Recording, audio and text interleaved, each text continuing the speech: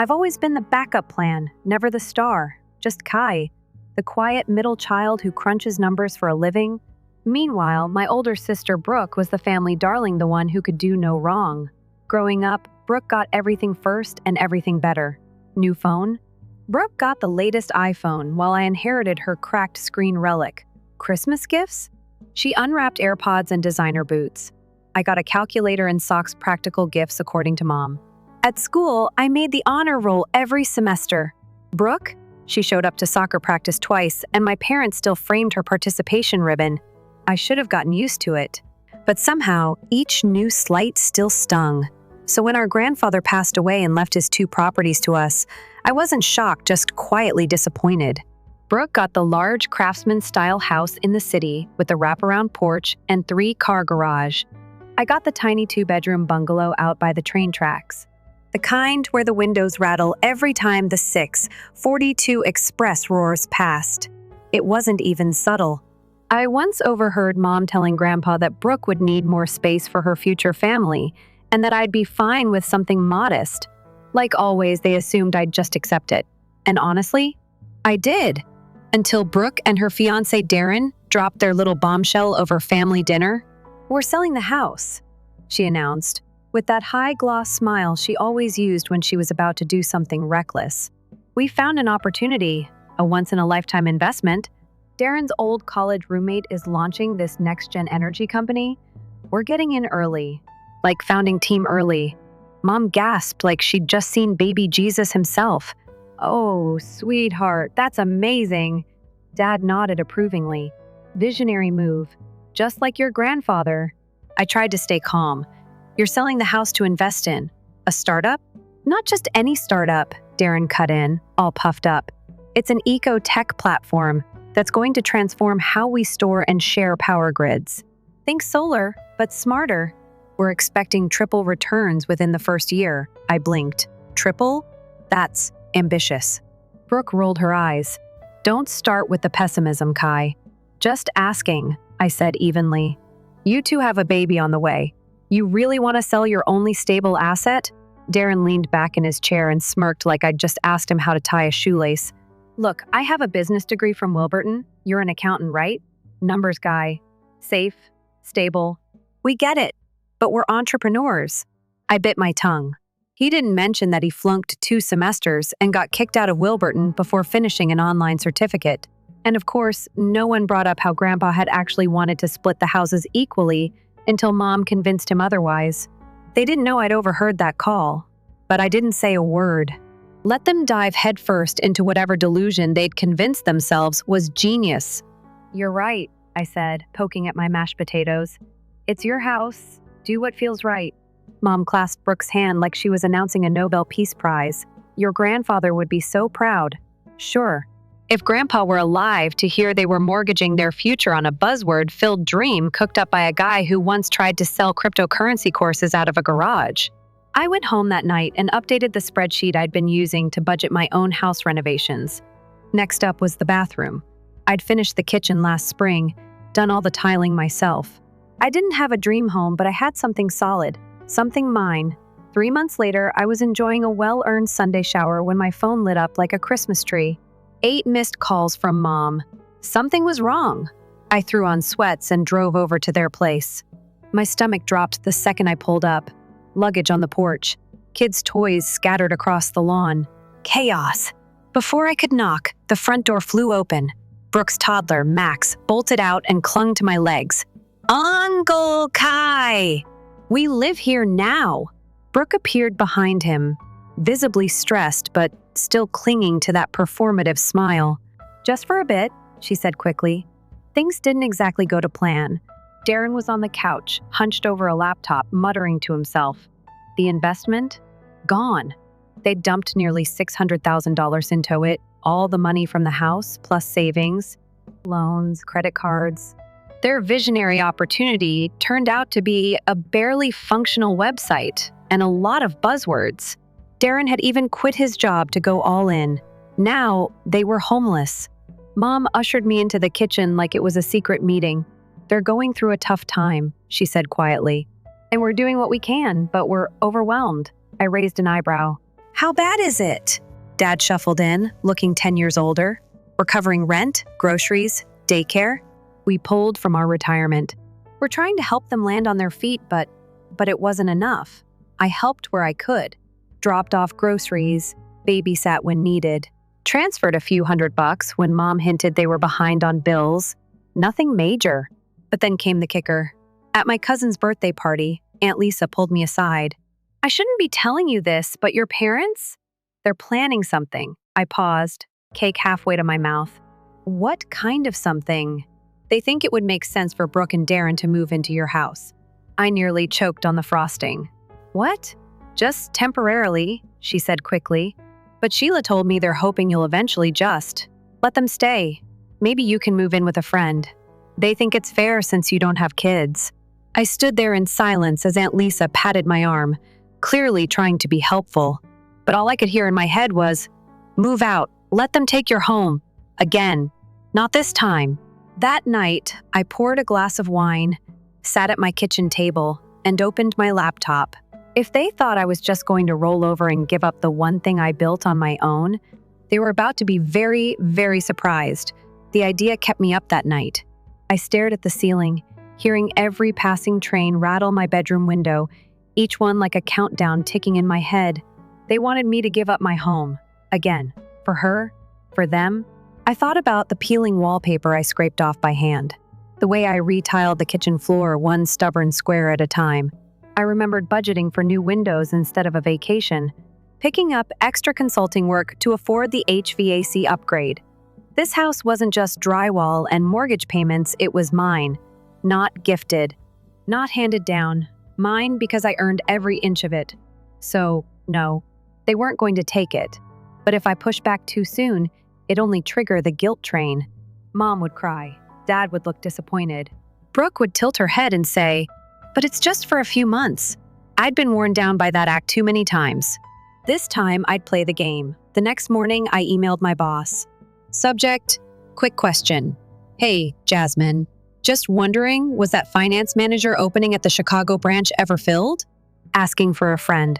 Okay, the friend is me, she replied 20 minutes later. You serious?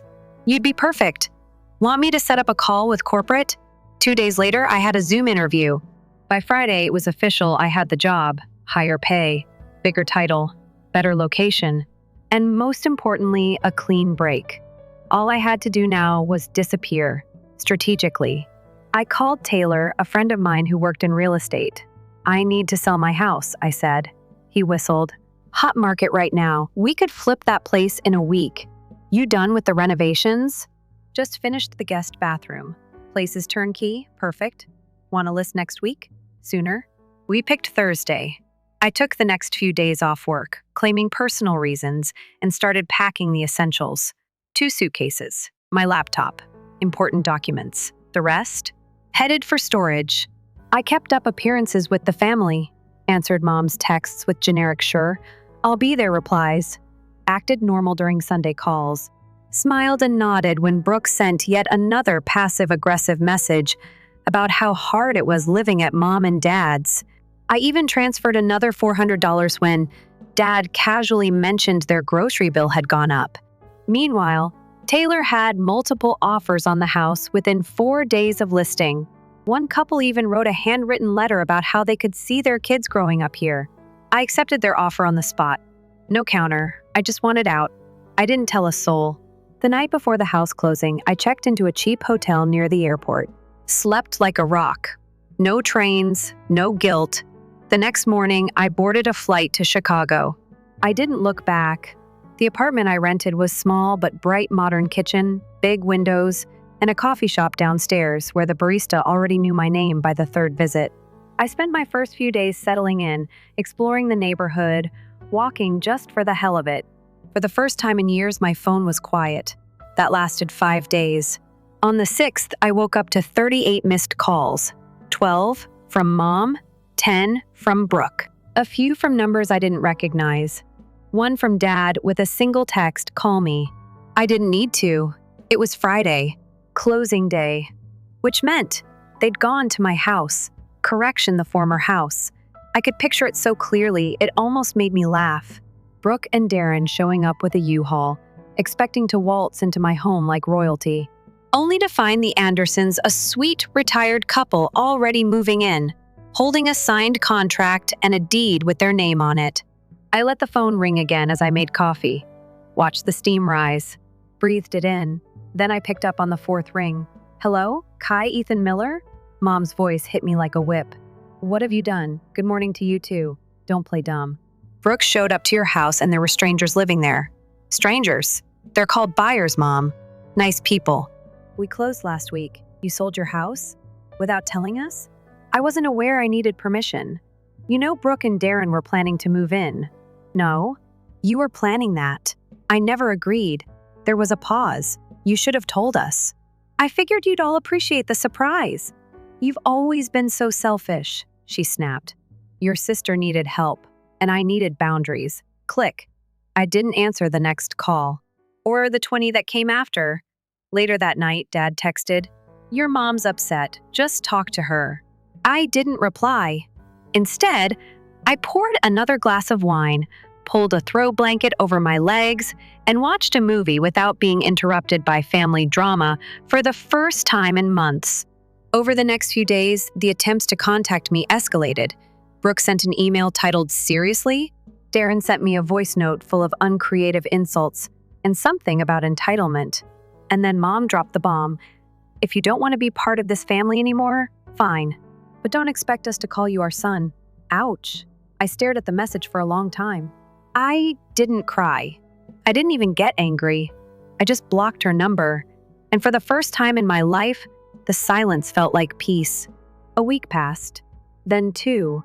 I half expected someone to show up at my new door. Brooke, maybe. Or Mom.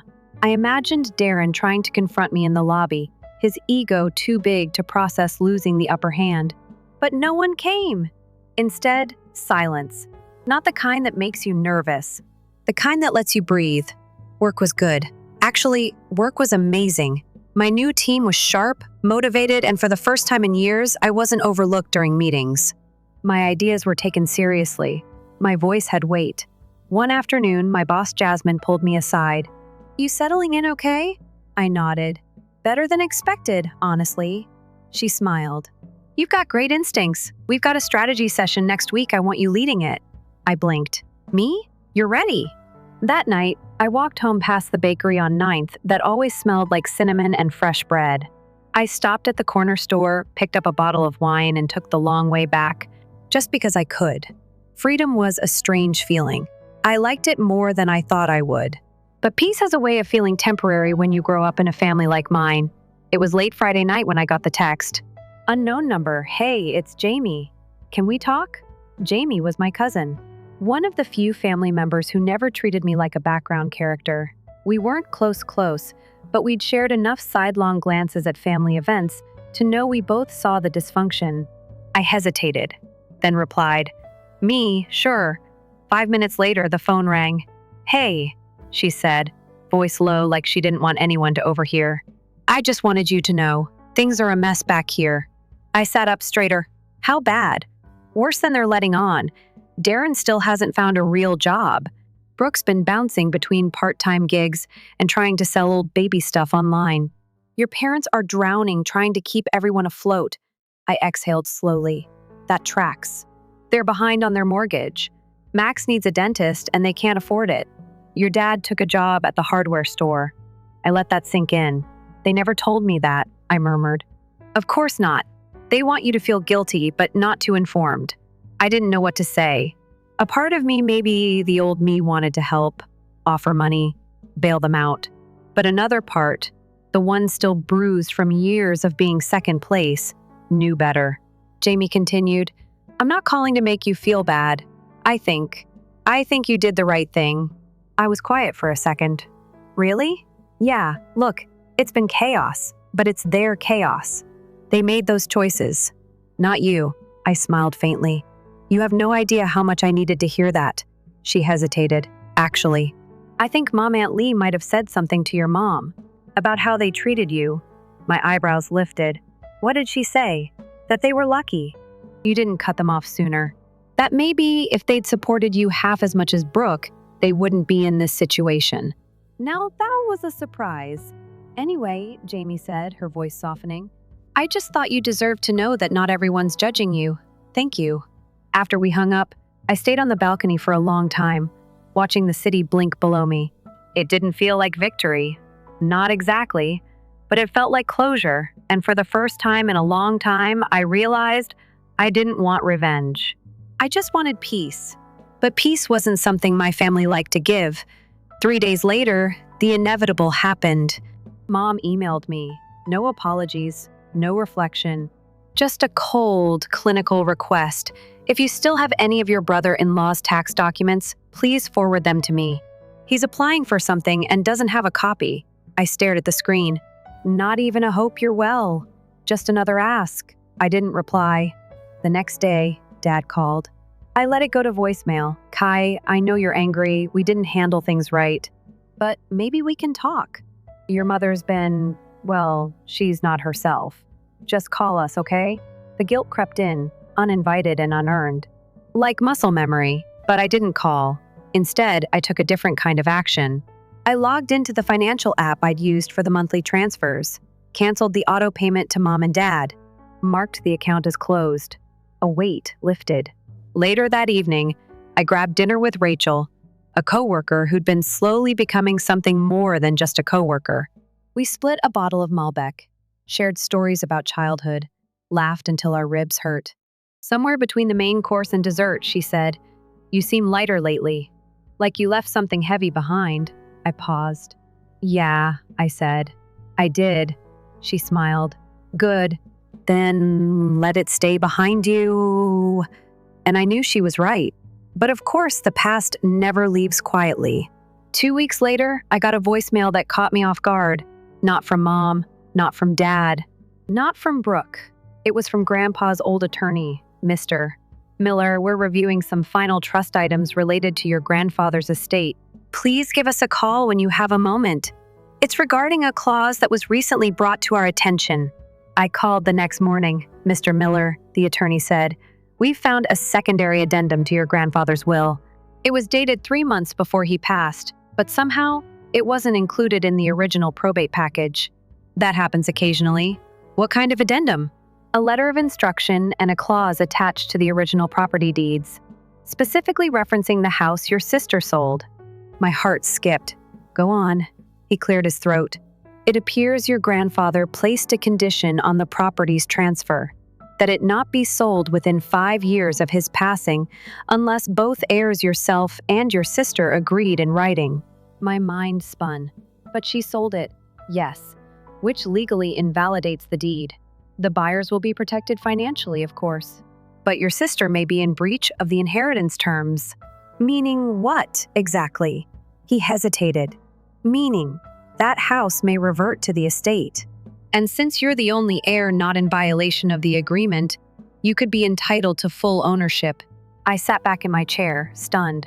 After all that, this? I thought I was done with the house, done with the past. But apparently, the past still had unfinished business. I thought I'd closed the book on that house. In my mind, I had already handed over the keys, walked away, and started a new chapter. I didn't expect a footnote from the past to sneak back in, but here we were. One overlooked clause, buried in legal jargon, threatening to unravel everything Brooke thought she'd secured. I wasn't sure how I felt about it. Not at first. The attorney emailed me a scan of the addendum. There it was. In my grandfather's neat looping script, this home is to remain within the family for no less than 5 years after my passing. Neither recipient is to sell or transfer the property unless both heirs provide written consent. I trust they will honor this, as this home represents more than its walls. It holds our history. It hit me harder than I expected. For all the ways Grandpa had favored Brooke, maybe, just maybe, he wanted to protect something that mattered to both of us. Or maybe he just knew her well enough to put up guardrails. Either way, she had ignored them, and now the past was knocking on her door. The next day, I got a call from the attorney again. Mr. Miller, the buyers have been notified. They'll be compensated from the estate's insurance policy, but your sister may face penalties. I recommend reaching out to her directly or not, depending on your comfort level. That last part said it all. I didn't call her. I didn't have to. 2 days later, my phone lit up with a name I hadn't seen since I blocked her. Brooke. I let it go to voicemail. She tried again. Then she emailed. Subject line, "We need to talk, now." The body was just her number. It took me 3 more days before I answered. Curiosity got the better of me, or maybe it was something else. Some lingering piece of me that still wanted closure. I picked up on the 3rd ring. "Kai?" Her voice was tight, like she'd been holding her breath. "Please tell me this isn't real." I stayed quiet. "They're saying I might lose the house. The one I already sold. You did sell it. But Grandpa, he gave it to me. With conditions." "Conditions you ignored. I didn't know about the clause.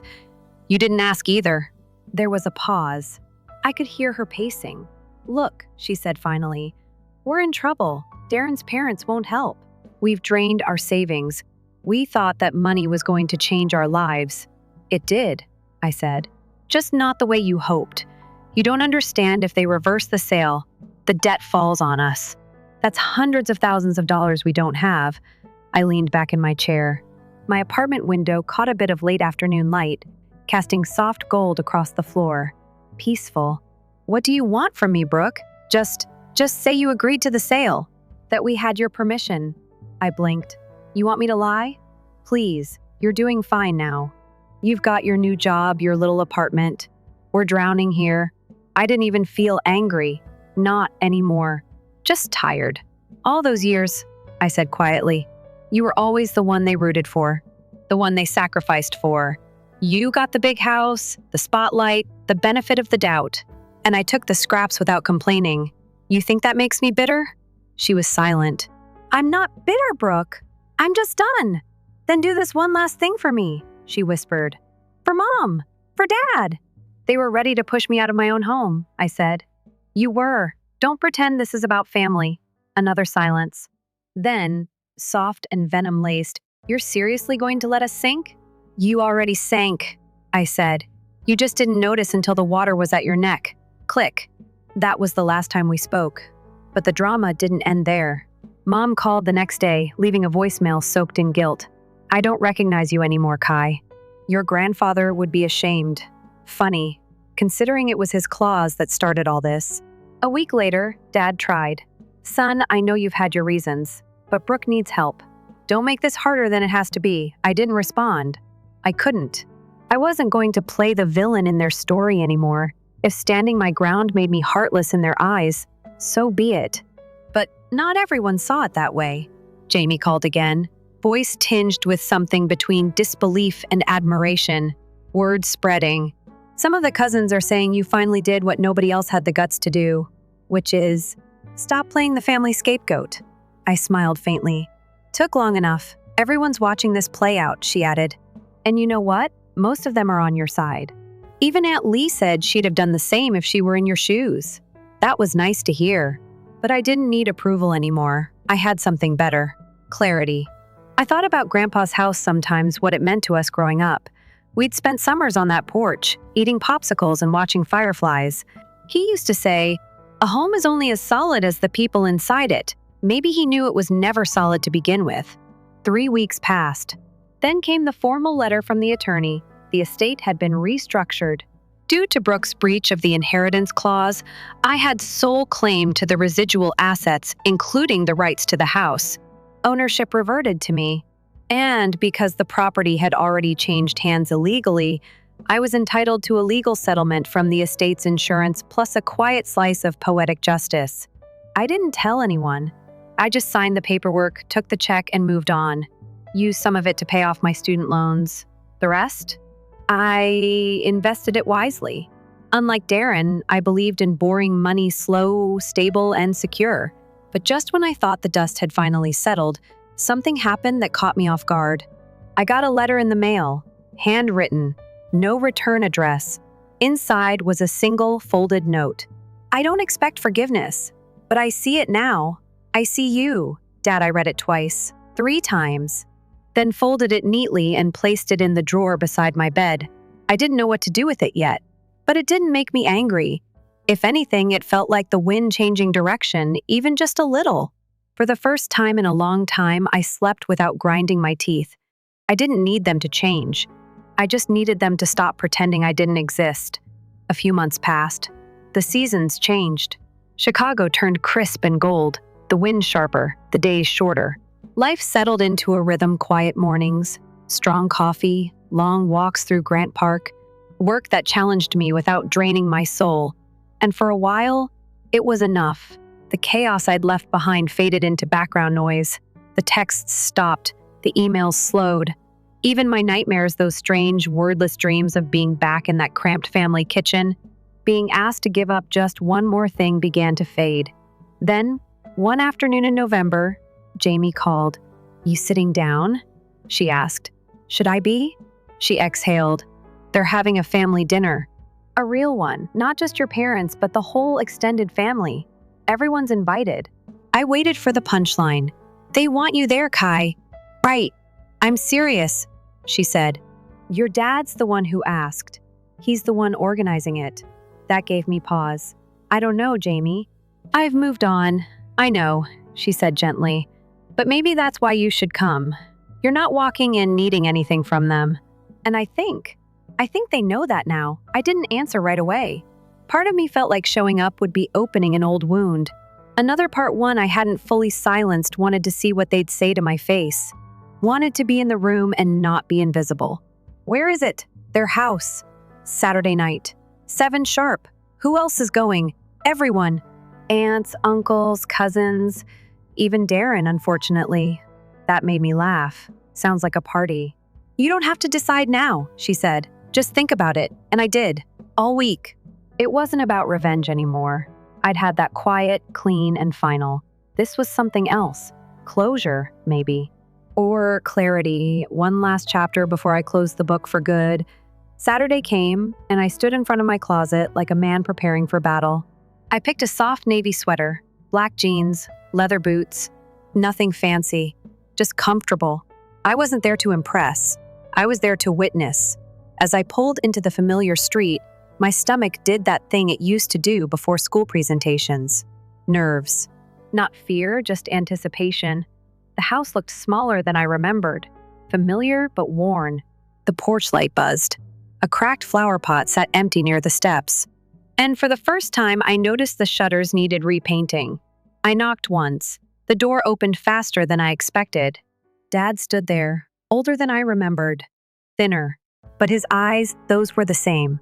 "Kai," he said, with a nod that was too stiff to be casual, too soft to be rehearsed. "Hey, you came." I did. He stepped aside, and I walked in. The house was full, cousins chatting in corners, kids running between legs, the smell of roasted chicken and warm bread in the air. Familiar noise. But something about it felt distant, like walking through a memory instead of a moment. A few people looked up and smiled. Others froze. Jamie appeared at my side like magic. "You made it," she whispered. Apparently. Before I could ask where to hide, Mom spotted me. She approached slowly, lips pressed into a careful line. "Kai," she said. "Mom." There was a pause so long it curled into awkward. "I wasn't sure you'd show me neither." She nodded, looking down at her hands. "Your father wanted this." I raised an eyebrow. "Not you. I'm still figuring things out." That was the closest thing to an apology she'd ever given me. I didn't need more. Dinner was served buffet style. People took their plates and spread out across the living room and kitchen, finding chairs, couch corners, even the stairs. I stayed near the edge, eating quietly, listening more than talking. Then Brooke walked in. Late. Of course. She looked tired. Not in the glamorous, too busy for sleep way she used to brag about. Just worn down. Her makeup was faded, hair pulled back in a loose knot. Darren trailed behind her, holding Max in one arm. Eyes darting toward me the second he noticed I was there. Brooke did too. For a long second, neither of us moved. Then she crossed the room, plate forgotten, arms folded across her chest like armor. "You look different," she said. "So do you." A tense beat. Then, unexpectedly, she laughed. "Not the smug kind. The tired kind. I guess we both learned something. Some of us the hard way." She nodded. "Yeah." Another silence stretched between us. "I got your letter," I said. "That wasn't me. That was Dad." I blinked. He didn't say that. He wanted to tell you something, but he couldn't figure out how. So I wrote it for him. He signed it. That caught me off guard. I didn't know what to do with that information. Brooke looked down. I was awful to you. I know that now. I really do, and I know nothing I say can undo it. I searched her face for sarcasm, for manipulation, but there was nothing there, just truth. I'm not angry anymore, I said. Then what are you? I'm free. She nodded again. That must feel good. It does. We didn't hug. We didn't cry. We just stood there for a minute. Two people finally seeing each other without the weight of everyone else's expectations. I left early, didn't say goodbye, didn't make a speech, just slipped out the back door into the cold air and breathed. On the way home, I didn't think about what had been said. I thought about what hadn't. The spaces between the words, the looks, the silences. That's where the real story lived, not in what they'd taken, but in what I chose to keep. I thought walking away would feel like abandonment, but it didn't. It felt like release, like letting go of a rope I'd been gripping for too long, hands raw and calloused from trying to hold together something that had never really belonged to me. The family dinner didn't fix anything. It didn't tie everything into a neat little bow or transform us into a Hallmark movie. But maybe that's not what healing looks like. Maybe healing is quieter, a crack of light through a heavy door. A few honest words where there used to be silence. After I left that night, I walked 2 blocks to my car and sat there for a long while without starting the engine. No music, no phone, just me and the sound of my own breath. And for the first time, I realized I wasn't angry anymore. Not at Brooke, not at my parents, not even at myself. What I'd done leaving, cutting ties, protecting what was mine, it wasn't revenge. It was self-respect. And that's not something I was raised to believe I deserved. We were taught to endure, to sacrifice, to stay quiet so the louder voices could speak. Brooke had always been the thunder. I was the steady rain in the background, unnoticed but constant. But now, I was something else. Now I was my own. 3 months later, I got a promotion at work. Senior strategy lead, a corner office, higher pay. But more than that, trust. My ideas shaped meetings now. My name showed up in pitches. People listened not because they were forced to, but because I had something worth saying. I started traveling too. Nothing glamorous, just business trips to Denver, Seattle, sometimes Boston. But I liked hotels. I liked walking into clean spaces that smelled like fresh linen and possibility. I kept in touch with Jamie. She visited Chicago once, and we spent a weekend exploring the city like tourists. She told me Brooke had finally picked up a full-time job managing a small retail store. Darren was working at a dealership. They're surviving, she said. Not thriving, but surviving. I nodded. Sometimes that's the best kind of progress. What about your parents? I asked. She paused.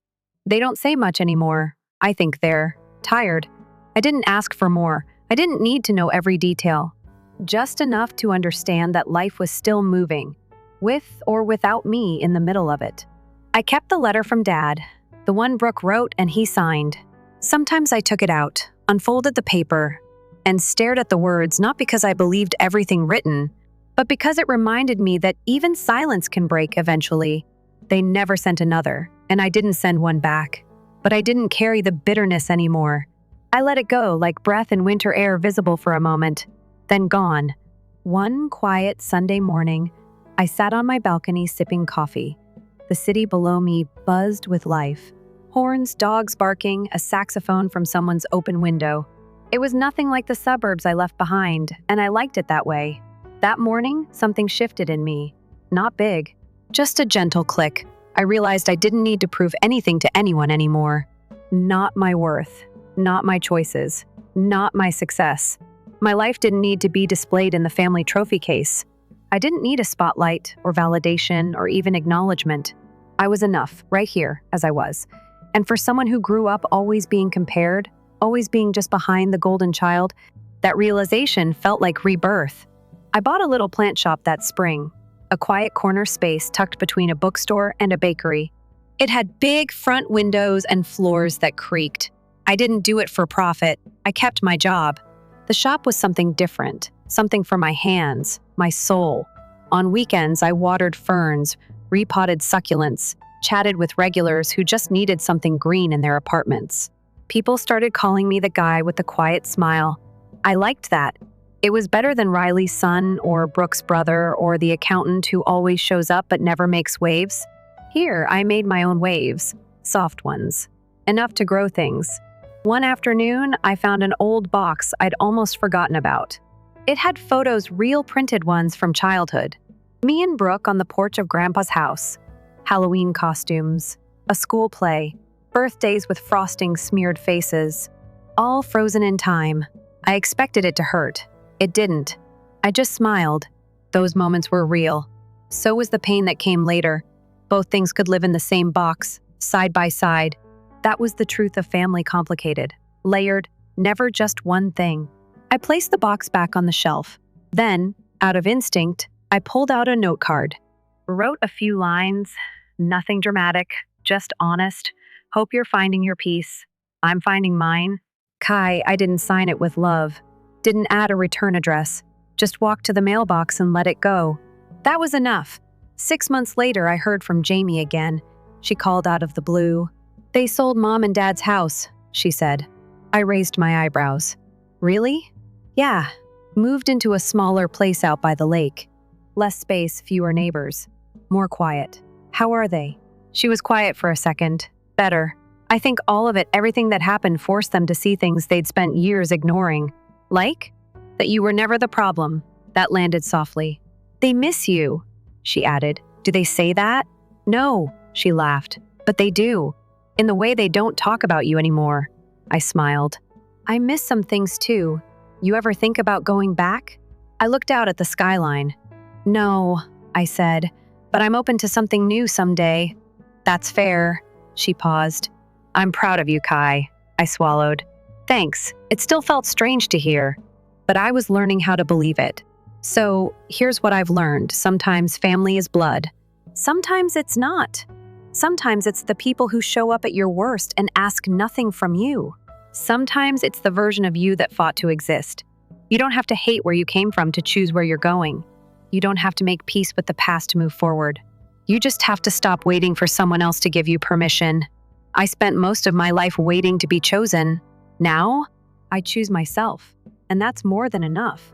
Story 2, I'm Shirley, and last month I received my diploma from State Community College. My parents made it plain from the beginning that they would not provide financial support, so it was fortunate that I completed school on a full scholarship. I was okay with that. I didn't wish to cause trouble. For the duration of my 4 years of college, I worked at The Grind, a coffee shop close to campus. After my previous phone died, I was able to save up enough money to get a new phone and a good laptop for studying. However, I found it bothersome to see my parents assist my older sister, Janet, whenever she came to visit. After 5 years of marriage, Janet and her husband Greg had 2 children, 4-year-old Tommy and 2-year-old Sarah. My parents would give Janet some money every time she arrived at our place with the kids. I have a small grocery item here. As she pressed cash into Janet's hand, Mom would say. Dad would go for his wallet and say, buy those kids some new clothes. After the 3rd time in a month, something occurred. When we were in the kitchen by ourselves, I finally questioned Mom about it. Why did you all lend Janet your money? However, you've never volunteered to assist me in any way, I asked, attempting to avoid sounding hurt. Mom's expression grew stern. Janet needs to look after her kids. Surely, all you have is yourself. The conversation is over. My parents had a party at our house on the day of graduation. I should have been pleased, but I knew they would simply take advantage of it to brag about what good parents they were. We'll take care of everything Mom mentioned. You just concentrate on having a great day. Later, I discovered that managing everything required paying for the party with the $500 I had been saving for 2 months. They spent the entire evening receiving praise after inviting all of our family members and their church acquaintances. Marge said, "You two have done such a wonderful job with both your girls, Myard. The way you help them is simply incredible, and I also included my dad's coworker." I bit my tongue to prevent from giving them the whole truth while I stood there, wearing a phony grin. My Uncle Pete cornered me at the punch bowl as the party was coming to a close and people were beginning to go. "What are you going to do next, Shirley?" he inquired. Do you have any plans? You've got that degree now? I intend to rent a place of my own and get employment. Before I could say anything further, I said. Mom quickly intervened and wrapped her arm around my shoulders. Shirley remarked in that lovely voice she used to wow people. Oh, you don't have to rent right away. She may save money on rent by staying with us for the time being. Startled, I turned to face her. I had never heard of this deal before. Linda, that's so kind of you, Uncle Pete told Mom. Rent has skyrocketed in recent years. Young folks find it quite difficult to get started. At breakfast the following morning, Mom and Dad brought it up once more. Dad added, buttering his toast, "We meant what we said last night.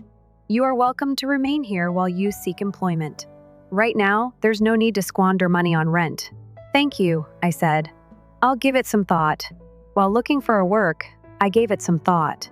I sent out dozens of resumes and was hired by Merchant Trading Company very fast. Although it was entry-level labor, primarily data entry and phone answering, it was a beginning. The issue was that I couldn't afford the type of apartment I want, with my beginning income of $2,800 per month. Everything I could afford was located in the suburbs, requiring a 2 to 3 hour travel each way. My new workplace was 15 minutes walk from my parents' house. I grudgingly informed my folks that I would be staying with them for a time after doing the math. "That's fantastic, honey," Mom replied as she gave me a hug that, for once, seemed real. After I started my new work, things were different for approximately 2 weeks. My favorite meals were prepared by Mom. When I arrived home, Dad asked me about my day. In fact, I began to believe that perhaps they had finally started to value me. After that, I received my first salary. "Surely, we must speak." At supper that night, Dad remarked. Mom gave a nod of consent. Mom said, "We're glad to have you here. However, you are now an adult who works." "That's correct," Dad added. "Therefore, we anticipate that you will pay $400 for rent and an additional $200 for food each month." I almost choked while eating my meatloaf. $600 per month. That accounted for over 20% of my take-home salary. "That sounds a little steep," I responded cautiously. Mom said it's a lot less than what you'd pay for your own apartment. It also covers utilities. I was unable to dispute that. "All right," I concurred. "I'm capable of handling that." So I started a new habit. Monday through Friday, I was at work. On the first of every month, I paid my rent and made an effort to save as much money as possible. Although I wasn't saving as much as I had intended, at least for a few months, the balance was increasing rather than decreasing. Everything was steady, not excellent, but doable. When I returned home from work one October evening, I saw the living room crammed with luggage. Janet was seated on the couch and appeared irritated. Greg was walking up and down. Sarah was sobbing in my mother's arms, and Tommy was circling the coffee table. "What's happening?" I put down my handbag and asked. Janet frowned as she gazed up at me. Greg was demoted. "We can no longer afford our place," she stated bluntly. "Until things improve, we're going to move in." I was screaming within, but I faked a grin. For me, this was not going to end well. I sensed it. I was exactly right when I said that Janet would move in. My life became a nightmare in a matter of days. Janet wasn't employed. She allegedly took care of the children by staying at home all day. However, she would be reaching for her handbag the moment I entered the room after work. "Good, I see." She would remark, "You're home. Halfway out the door already." Sarah just got up from her sleep, and Tommy wants assistance with his coloring book. She would leave before I could reply, taking Greg with her to go shopping or see friends. Occasionally, they would return just after the children had gone to sleep. I didn't mind the first few times. I adore my nephew and niece, in spite of everything. But I was worn out from this regimen after 2 weeks. After working all day, I would come home to take care of the kids until bedtime, do my own washing, and prepare the next day's meals. Even taking a shower was postponed until late at night, when I was already unconscious. I eventually raised my voice at supper one evening. I pushed my food about on my plate and muttered, "I can't keep watching the kids every night. I'm exhausted from work." There was silence at the table. Janet then sneered. "Are you serious now?" I said. She said, "Do you feel worn out? Try becoming a mother. Put down this fork, Dad." Of course. Family supports family, we do that. I gave them a disbelieving glance. So why don't you all keep an eye on the children occasionally? Mom gave a head shake. We're too old to be chasing after little ones all evening. For the next month, nothing changed. I kept babysitting, kept working, kept paying my rent. My savings account, which I'd been so proud of, stayed stagnant. Then, about 2 months after Janet and her family moved in, Mom and Dad dropped another bomb at dinner. Shirley, Dad began in a serious voice, we need to increase your rent. Our expenses have gone up with more people in the house. We're asking for an additional $200 a month. I nearly choked. $800 a month? That's almost a third of my paycheck. It's still cheaper than renting your own place. Dad pointed out. I looked around the table at my sister and her husband. How much are Janet and Greg paying? Silence. Mom and Janet exchanged a quick glance. Your sister can't afford to pay rent right now, Mom finally said firmly. She has a family to support. You're single with no responsibilities. You need to help out more. Something inside me snapped, but I held it together. I see, was all I said. That night, I started searching online for apartments near my work. The cheapest decent one-bedroom was $1,500 a month, plus utilities. With my current salary, it would be tight, but I could make it work if I was careful. The problem was the upfront costs, first and last month's rent security deposit. I'd made at least $4,000 to move in. I decided to hunker down and save aggressively. No more coffee shop visits. No more takeout lunches. No more new clothes. Every spare penny would go into my escape fund.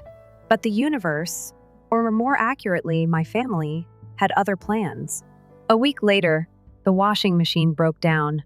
Mom came to my room that night looking apologetic. Shirley, I hate to ask, but we need a new washing machine with 5 adults and 2 kids in the house. We can't go to the laundromat. Could you lend us some money? We'll pay you back. I promise. I spent $700 in the new washing machine. Not top of the line, but decent. A month later, when I casually mentioned the loan to Mom, her expression changed instantly. Are you really asking your parents to pay you back? She said, eyes narrowing. After everything we've done for you. But you said, I can't believe how ungrateful you become, she interrupted. We raised you, fed you, put a roof over your head. I retreated, feeling like I'd been slapped. So much for that money. The hits kept coming next. It was the living room furniture which had been destroyed by Tommy and Sarah. Crayon on the sofa. Juice spilled on the armchair. Mysterious tears in the upholstery. Thanksgiving is coming up, Dad reminded me. The whole family will be here. We can't let them see the living room like this. Another $1,200 gone. Then it was a new coffee maker, $150. A microwave oven, $200 sand a dishwasher, $500. Each purchase was supposedly urgent. Each one promised to be the last thing they'd ever ask for. My savings dwindled instead of growing toward my $4,000 goal. My account balance was shrinking every time I checked it. My heart sank a little more. Then December arrived, bringing cold weather and a new crisis. The roof was leaking. Dad announced one morning, if we don't fix it before spring, the whole house could flood. When the rains come, how much will it cost? I asked, already knowing where this was going. About $3,000, Mom said. We know it's a lot, but it's urgent. $3,000? Almost everything that I had left. But what choice did I have? It was their house. But it was my home too, at least for now. Fine, I said, writing them a check with a shaking hand. But I really can't afford any more big expenses. Of course, honey, Mom said soothingly. This is the last thing I promise.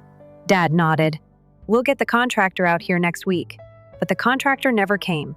When I asked about it, Dad mumbled something about scheduling difficulties. Mom shifted the subject any time I brought it up. Then came the Saturday morning. That changed everything. I woke up late, enjoying my day off, and came downstairs to discover suitcases by the front door. Mom, Dad, Janet, Greg, and the kids were scurrying around loading the car. What's happening? I inquired.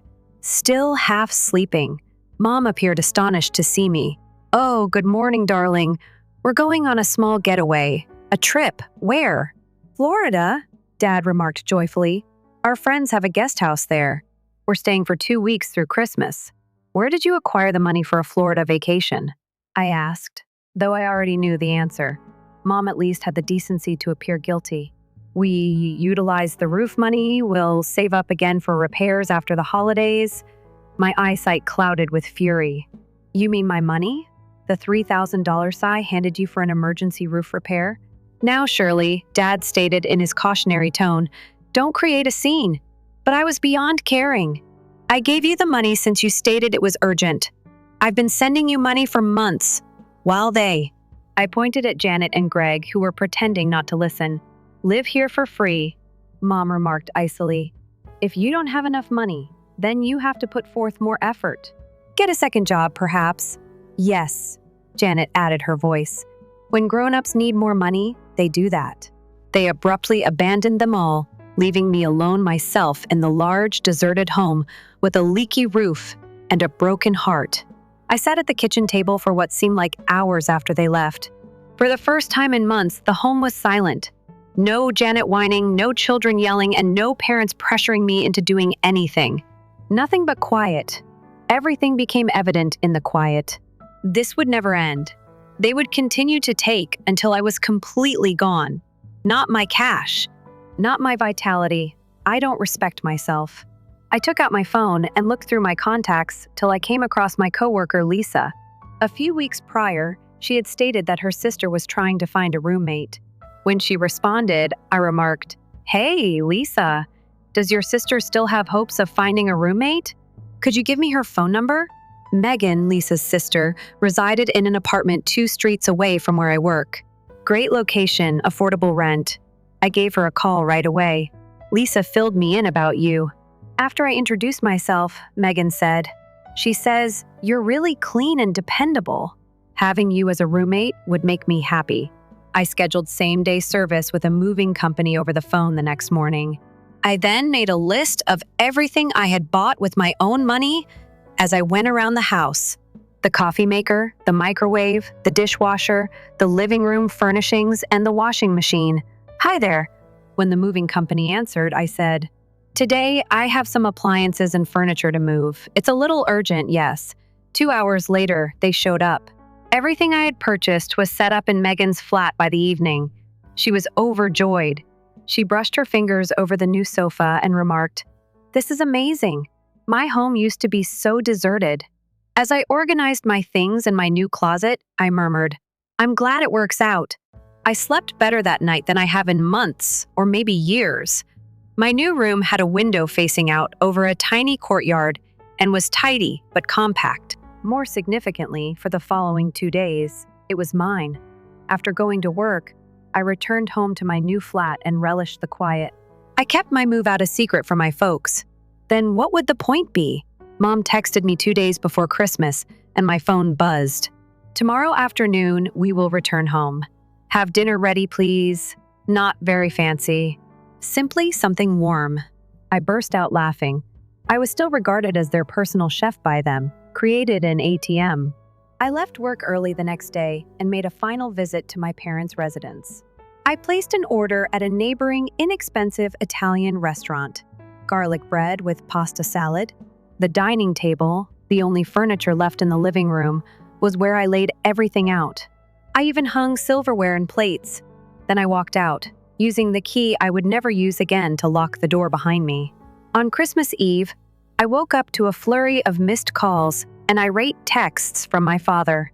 "All the furniture is missing. Mom, call me now. Have you done anything? Janet, give me a call right now." What a self-centered jerk you are. You are the reason Mom is sobbing. After turning off my phone, I brewed a cup of coffee for myself. And the new coffee machine around 10 in the morning, following a shower and breakfast. At last, I gave my mother a call. On the first ring, she responded, "What's going on, Shirley?" "Simply taking items from our home is not acceptable." Calmly, I responded, "I didn't steal anything that wasn't mine. All of it was paid for by myself. If you don't believe me, look at your credit card accounts. However, where are you?" I left home. I located a location nearer to my workplace. A pause occurred. Then, instead of being angry, Mom's voice became wheedling. "Come home, honey, and let's discuss this. Tomorrow is Christmas. We are related. We ought to be together. Families don't take advantage of one another," I remarked. The family does not take $3,000 for an urgent roof repair and use money for a Florida trip. Mom acknowledged that we had made a mistake. We'll reimburse you. Come home for Christmas, please. I hesitated, almost hesitated. Then, in the distance, I heard Janet's voice. Inform her that the roof repair will cost money, now. And just like that, my resolve hardened again. I won't be coming back, I said. Not for Christmas. Not ever. And I won't be handing you any more money. But the roof is not my concern. I completed for her. You own the house. You figure it out. You ungrateful mom started. But I shut her off. Goodbye, Mom. Merry Christmas. I hung up and blocked their numbers. All of them. Mom, Dad, Janet, even Greg. Then I shut off my phone totally and went for a long stroll around my new area. The next day was Christmas. Megan had gone to her parents' place for the vacation, so I had the flat to myself. I prepared a beautiful brunch, watched Christmas movies, and got Chinese cuisine for dinner. People might think it sounds sad spending Christmas alone, but it wasn't. For the first time in years, I felt a serenity. No one was taking advantage of me. No one was making me feel horrible about myself. No one was depleting my money account or my vitality. 6 months have gone since I moved out of my parents' place. 6 months. A chunk of saving money. A building, a life that's entirely mine. Living with Megan has been amazing. We get along well, share the tasks equitably, and respect each other's space. On weekends, we occasionally prepare supper together or binge-watch shows, but there's no duty, no guilt trips. If I want to spend the evening alone in my room, last month my cousin Rachel contacted me. I thought you would want to know, she added tentatively. Your parents had to take out a loan to fix the roof. I wasn't surprised. How do you know?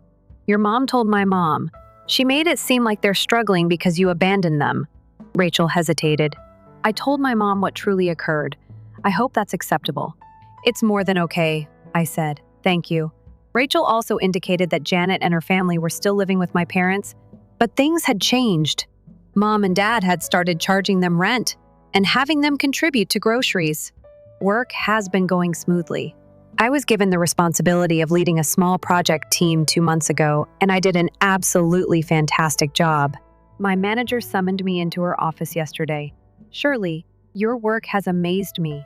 I said, she said, I would want you to apply for the new assistant manager post that we are developing in the department. Really? That would be incredible, I remarked, attempting to control my enthusiasm. She went on to say that the annual compensation will be $48,000. Compared to your current income, that is a substantial increase, a raise of $10,000. I may acquire my own apartment sooner than I thought I would with that amount of money. I began looking via internet apartment listings that evening. Just a little one-bedroom apartment close to the office. Nothing special. I discovered many that fit my budget and were all available in June or July. The time was ideal, if I'm promoted. In addition, I've been studying interior design. Nothing costly, just suggestions for genuinely personalizing an area. I've created a digital mood board that includes furniture types, color palettes, and organizing tips. I'm seeing plenty of plants, simple furniture, and light blues and grays with yellow accents. A serene haven of quiet. I own that. I noticed these last weekend while I was shopping at Target. Janet pushes a trolley down the home goods aisle with her parents. Janet noticed me before I could escape behind a display. After a brief moment of eye contact, she pushed Mom and gestured toward me. After giving it a quick glance, Mom purposefully turned her cart and headed in the opposite direction. Dad didn't turn around and followed. It was a bit painful. I won't lie, but then I thought back to all those months of being taken advantage of. They stole all that money from me, and the pain subsided. I made my decision, and they made theirs. 2 weeks ago, I ran into them at the grocery store once more. It was only Janet and Mom this time. Something in the cereal aisle was the source of their argument. Neither of them recognized me as I passed them with my basket. I also didn't go up to them. Why would it matter? The other day, I received a call from Aunt Marge. She is the sister of her father and has always been more sensible than the other members of the family. She responded, "Your parents are having trouble making their loan payments.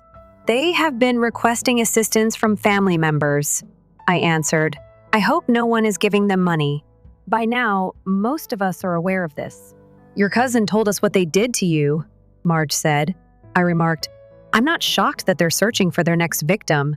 Greg and Janet remain there, Aunt Marge went on, but around 3 months ago, your parents began to charge them rent. Janet is upset about it and claims that they promised to provide her a free place to live. That sounds familiar, I said sourly. These days, they argue constantly. Last week, your mother contacted me in tears because Janet had dubbed her a self-centered old hag. I couldn't contain my laughter. The irony. Will you ever speak to them again? Marge then inquired. I let out a sigh. Not anytime soon. If they ever truly apologize and repent, perhaps one day. I'm not holding my breath, though, she responded. I don't blame you. In my opinion, you made the correct decision. Her assistance meant a great deal. Knowing that not every member of the family accepted my parents' version of events was comforting. Megan asked me whether I had discovered any flats I liked during our supper last night. A couple. I'm not going to do anything until I hear about that promotion, I said. She remarked, I'll miss having you as a roommate, but I understand your desire for a home of your own. I responded, thank you for your understanding. Additionally, thanks for being such a wonderful roommate over the last 6 months. When I was in need, you were a huge assistance. Friends do that, she replied plainly. She is correct. True relatives, true pals, assist one another without keeping score or taking advantage of one another's weaknesses. I received an email from HR this morning requesting that I attend the interview for the assistant manager post on Tuesday of next week. I hung my blazer back in the closet and spent the day choosing my clothing and prepared responses to any queries. I saw my reflection in the mirror. Somehow, I looked different. Less far down, more self-assured. Not only was I grinning more, though, I had a lightness about me that had never existed before. I was in financial, emotional, and spiritual abyss 6 months ago. Those who were meant to adore me were draining me empty. I'm creating a life for myself now. I've got a chance at a better position. People around me appreciate me, and I'm saving for a place of my own. Do I miss my family? Occasionally? In all honesty, the answer is yes. The family is something I miss. I wish I had someone who would have been pleased of my achievements and would have encouraged me in the same manner they did for Janet. The one who would have shown me some fundamental decency. I don't miss the family, though. In fact, I had. The one who viewed me as only a resource to be used. Perhaps they will alter in the future. Perhaps we'll be in a relationship once more in the future. However, I'm not lingering for that day to arrive. I'm going forward. My life is only getting started. And it feels like mine for the first time. Story 3, I'm Karen, and I had everything all out by the time I was 37. At Lancaster Investment Group, one of the largest companies in the area, I was a senior project manager. I was finally in charge of the big accounts, the ones that brought in millions of dollars for the firm. After 8 years of moving up the corporate ladder, my efforts were rewarded. My ideal apartment in Westlake Towers, which has 2 bedrooms, floor-to-ceiling windows, and a view of the city skyline, was eventually purchased last year. It made every late night at work worthwhile. I added a Mercedes to my list of accomplishments 6 months later. It's not really ostentatious, but it's pleasant enough to make me grin each time I drive. My relatives began to notice as my financial circumstances improved. Your father and I are struggling with the mortgage, Karen, honey. At one of our Sunday dinners, my mother commented, I was unable to refuse the payments since they were increasing and his back issues were becoming worse. They would sacrifice for me and raise me. Consequently, I began paying their electricity bills and their mortgage. Melissa, my younger sister, also needed assistance. At 29, she was employed as a graphic designer, but her pay was insufficient to meet her expenses. I hate to ask, she says. During one of our monthly lunch appointments, she mentioned that Jake and I are having trouble paying our rent. Although the flat is ideal for us, we are now unable to manage it. I thus paid their rent. Although it was a sizable sum every month, I was able to handle it thanks to my pay and bonuses. I felt at ease with my routine. Weekends were for unwinding or occasionally finishing up undertakings, while weekdays were for work. In the suburbs where I grew up, my parents hosted family supper every other Sunday. Mom would prepare her well-known pot roast. Melissa would showcase her most recent design endeavors, while Dad would discuss local rumors. The life was fantastic, predictable, safe. After that, I traveled to Costa Rica. It was only going to be 2 weeks of rest. I needed a break from the relentless effort on the Sanders merger. Tropical cocktails, white sand beaches, and no emails at all. That was the strategy. Meeting Michael was not part of the plan. Like me, he was traveling alone and staying at the same resort. On my second night there, we met at the hotel bar. "Is this seat already occupied?" Pointing to the vacant stool next to me, he inquired. His black hair was beginning to turn gray at the temples, and he was tall. His eyes are lined with laughter. "Not a movie star. Comfortably handsome, but not overly so," I said. "It's all yours." 3 drinks were consumed. We discussed everything and nothing at all, our occupations. He worked in our hometowns in architecture. His hometown was Seattle, our favorite novels. We were strolling along the beach beneath the stars by the end of the night. Over the next 2 weeks, we hiked through rainforests, went snorkeling in pristine waters, drank too much wine at dinner, and yes, stayed at my room at night. It wasn't affection. Both of us were aware that it was just 2 grown-ups having fun together, with the explicit knowledge that it would end when our vacations ended. We kissed each other goodbye and parted ways. I went back to my normal life, threw myself back into my job, and made an effort to keep those 2 weeks out of my mind. However, I began experiencing morning sickness 3 weeks after returning home. I initially attributed it to work-related stress. A different explanation then started to form in my mind when I missed my period. One evening on my way home from work, I purchased a pregnancy test. As I waited in my bathroom for the outcome, my hands were shaking, 2 lines of pink. The following morning, I took another test. At 37, the same outcome. Pregnant after having a brief affair with a man whose last name I didn't even know while on vacation. The plan did not include this. Someone like me wasn't supposed to experience this. Someone in charge. Someone who was in control of her life. I spent days going through the motions at work in a daze, my mind racing with all the possible outcomes. I could end the pregnancy. That would be the sensible option. But I could look for Michael. The first didn't know how or if I could accomplish this alone. Oddly, after the initial shock subsided, I began to warm up to the prospect of becoming a mother. I was financially secure, had a good job, and could afford a nice home for a child. Even though I had never given having kids much thought, I came to the realization that I didn't want to pass up this unplanned opportunity. I had already decided to keep the baby by the time the next family meal came around. All I had to do now was tell my family. I spent the entire drive to my parents' house rehearsing what I would say. At the age of 37, I was financially secure and more than capable of taking care of a child by myself. Even so, as I pulled into their driveway, I felt a knot in my stomach. Mom hugged me as she greeted me at the door. "You're late," she said. "We're almost done with dinner." We took our seats at the table, passing dishes and chit-chatting about our jobs and local rumors. I barely touched my food, waiting for the right moment.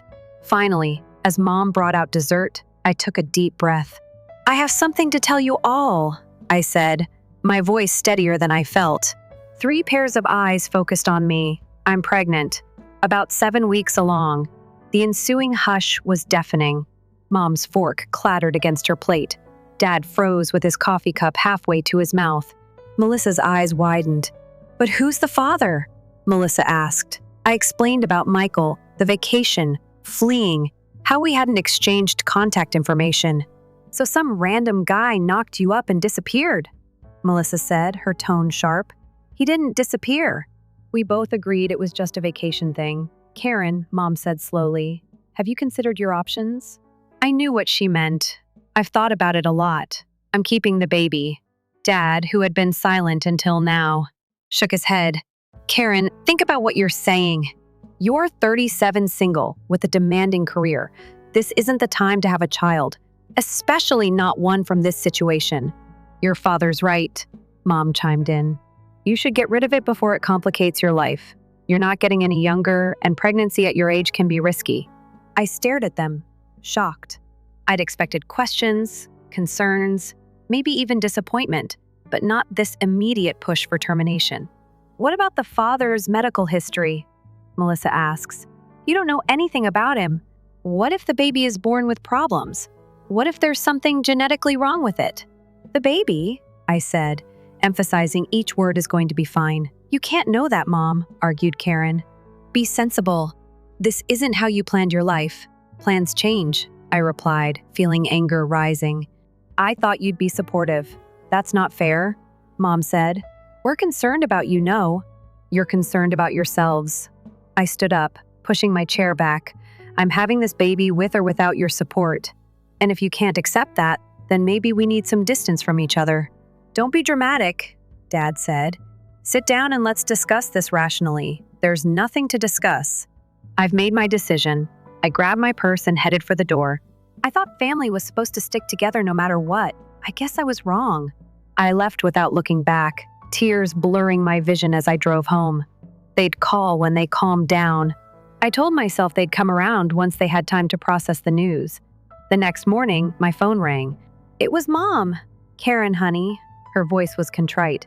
I'm sorry about last night. We were just shocked. You told me to abort my baby. We were concerned, that's all. But you're right. It's your decision. Let's forget about what happened and move forward. I hesitated, then sighed. Okay, Mom. Excellent. So we'll see you at Sunday dinner next week? Yeah, I'll be there. The following weeks were tough. Morning sickness hit me hard, except it wasn't just in the morning. I was nauseous all day, barely able to keep food down. After 2 weeks of struggling at work, my boss called me into his office. Karen, I'm concerned you're not yourself lately. I hadn't planned to tell anyone at work yet, but the concern in Richard's eyes broke my resolve. I explained my situation. I see, he said. Well, congratulations are in order then. But you need to take care of yourself. Why don't you take some time off? I can't. I have tasks to manage, clients counting on me. The projects will be here when you get back. Take unpaid leave if you need to, but get some rest. Eventually, I agreed with my savings. I could afford a few months without income. Mom and Melissa visited often during my absence. They brought groceries or homemade soup, but there was always an undertone to their worry. Still so unwell? Mom would murmur, fluffing my pillows. If only you'd listen to us, you wouldn't be suffering like this. It'll be worth it, I'd reply. Melissa was more forthright. I don't know how you're going to cope alone. Babies are expensive and demanding. I've been saving for years, I reminded her. I have more than enough to cover maternity leave. Mom was making tea in my kitchen one afternoon. With hesitation, she said money. Your father, Karen, and I wanted to know about the upcoming month's mortgage payment. Rest assured, I told her. I have automated transfers set up. I'm still able to assist with the expenses. You could feel her relief. Oh, thank heavens. What about Melissa's rent? And that too. I had planned for this, I informed you. She gave me a firm hug. What a wonderful daughter you are. When she departed that day, I couldn't help but question if she really cared about me or the money I gave her. However, I ignored the thought. They were related. They were concerned about me, of course. Throughout my pregnancy, I experienced periods of pain. After a while, the morning sickness went away, but was replaced with a persistent sense of fatigue, swollen feet, and back pain. But I became more certain that I had made the correct choice with every ultrasound and small kick. The technician informed me at my son's 20-week ultrasound that it was a male. I was expecting a boy. In an attempt to generate some excitement and at least one family member, I had invited Melissa to accompany me that day. She sat next to me, her face inscrutable as she watched the TV. Isn't that incredible? I pointed to his flawless profile outline and inquired. After responding, she abruptly changed the topic. Have you discussed your maternity leave with HR? For what length of time will you be off from work? How long will your income be reduced? Was the obvious inquiry that followed her query. I can work remotely for a portion of the 12 weeks, but I'll take the usual 12 weeks. I resized my shirt to fit my expanding waist. Do not be concerned. I can still assist you with your rent. She was decent enough to display embarrassment. I did not intend that, but we were both aware of it. My due date was drawing near. I converted my apartment's second bedroom into a nursery. A rocking rocker near the window with a view of the city, a white crib, and soft blue walls. Sometimes I would sit there and massage my tummy while discussing our future together with my son. I'd say, it'll be just you and me, friend. We'll be all right, though. On a Tuesday afternoon, 2 weeks ahead of schedule, my water broke. I texted my family from the backseat of the Uber I took to the hospital. Come in early, baby, and go to Memorial Hospital. First to arrive were Mom, Dad, and Melissa. A few hours later, while I worked, they waited in the waiting area and periodically texted me to inquire about progress. They all declined to accompany me to the delivery room. My kid was born after 16 exhausting hours, screaming, red-faced, and with good lungs. The nurse said, 7 pounds, 3 ounces. He is flawless. In honor of his father, I gave him the name Ethan Michael Mitchell Michael. However, I was aware that the man would never be aware that he had a son. My family's responses were muted when they eventually visited us. He had my nose, Mom said as she held him for a moment. Dad was uneasy about the small baby and stood back. Melissa grumbled about the hospital parking fees after taking the required Instagram photo. After less than 20 minutes, they excused themselves and left, with the door closing behind them. We'll show them how wonderful you are, I said as I glanced down at Ethan's sleeping face. Sleepless nights, many diaper changes, and terrifying times when I wasn't sure if I was doing anything correctly characterized the first few weeks of parenting. However, there were also times of unfathomable happiness. Ethan's first genuine smile, the way he would use his whole little hand to hold my finger, his weight resting peacefully on my chest. Sometimes Mom came to visit, but she always had an excuse for not staying long or for not being able to watch Ethan while I napped or washed. She said, "My arthritis is getting worse. I can't skip that book club meeting, or I don't trust myself to hold him appropriately." This continued for 6 weeks until I confronted her. "I'm in serious need of assistance, Mom. Since he was born, I haven't slept for longer than 3 hours at a time." She seemed uneasy. "Karen, we're too old to be chasing after a baby, both your father and me. We have already reared our kids. I'm not requesting that you raise him only to occasionally spend a few hours with him. How about hiring a babysitter? You can afford it." Additionally, it was assumed that I could afford to use money to address all of my difficulties, the same funds that were keeping them afloat. I refrained from arguing. When my maternity leave expired the next day, I made arrangements for part-time assistance by calling a babysitting service. Richard and I worked out a flexible schedule that let me work from home 2 days a week. Maria, the babysitter, would come to watch Ethan on the other days. Although it wasn't ideal, we managed to make it work. Trying to attend every developmental milestone for Ethan while balancing conference calls and project deadlines left me feeling worn out most of the time. But it was all worth it to see him develop. My family developed a custom of courteous detachment. During our phone conversations, they would casually inquire about Ethan. They started having Sunday meals again, but they never appeared to have any baby-friendly food or toys for Ethan. Instead of being welcomed, he was tolerated. He's quite active. When Ethan crawled about their living room, Mom would whine, "Can't you confine him to one spot?" He is not a houseplant. He is a baby mama.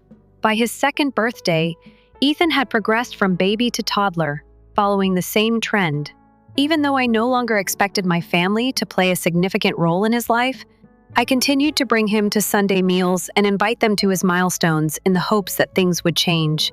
Ethan started to notice the difference in how others treated him when he was 3 years old. Gamma crazy.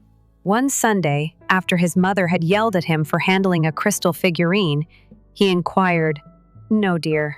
Grandma's only concern was her belongings." But my son, he was observant.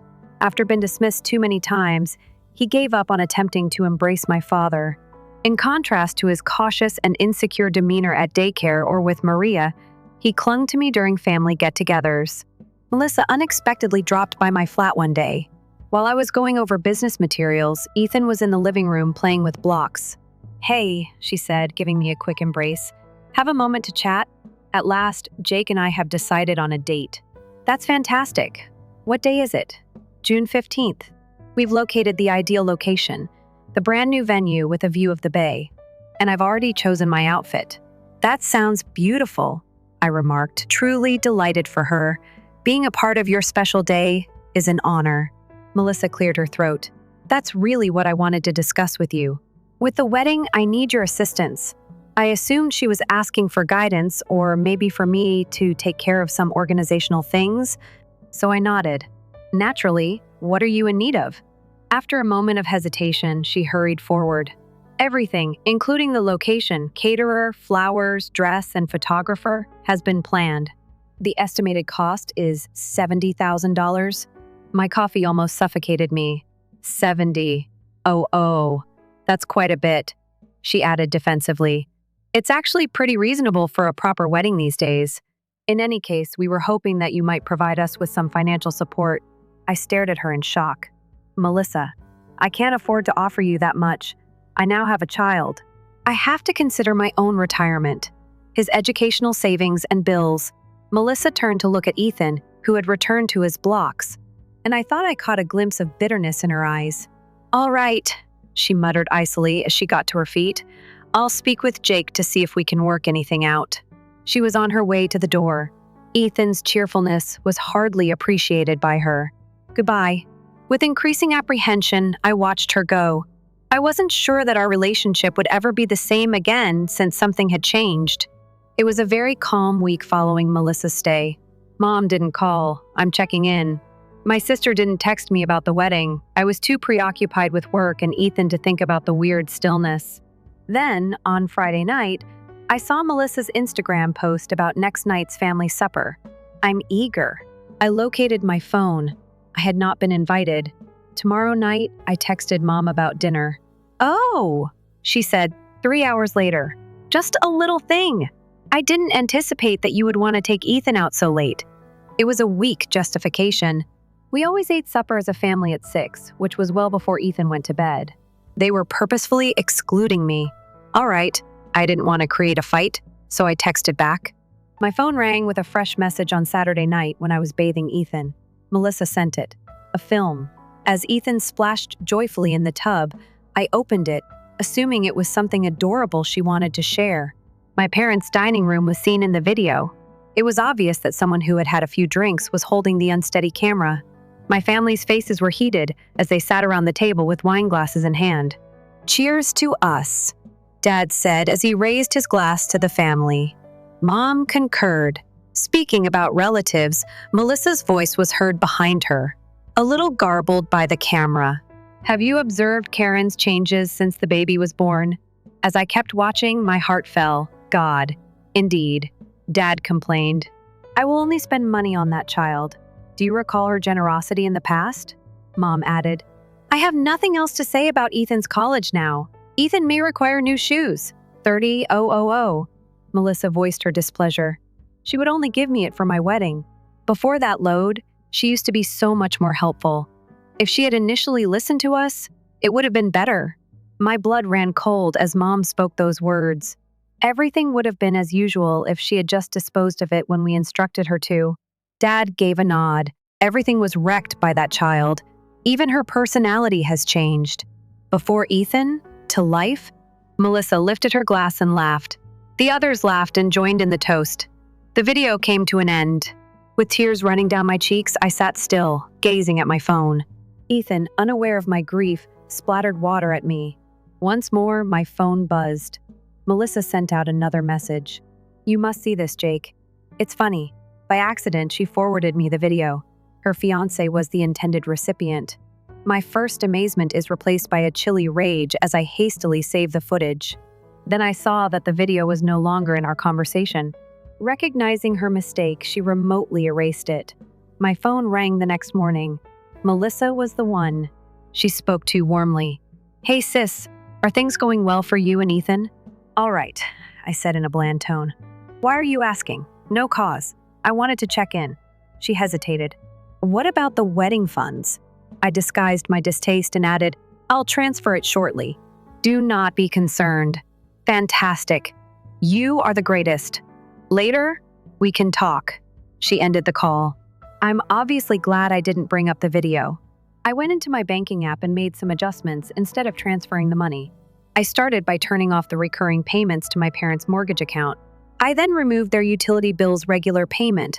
At last, I took Melissa's rent transfer out. They didn't realize my phone rang for a week. Tuesday evening, Mom. Her tone was desperate. Karen? The bank gave a call. Our mortgage payment is past due, they stated. Your transfer must have been made incorrectly. No error exists, calmly, I answered. I halted the payments. In addition, I've stopped paying Melissa's rent and the utilities. A stunned quiet fell. We need that money, Karen added. We are unable to pay. That is no longer an issue for me. What's wrong with you?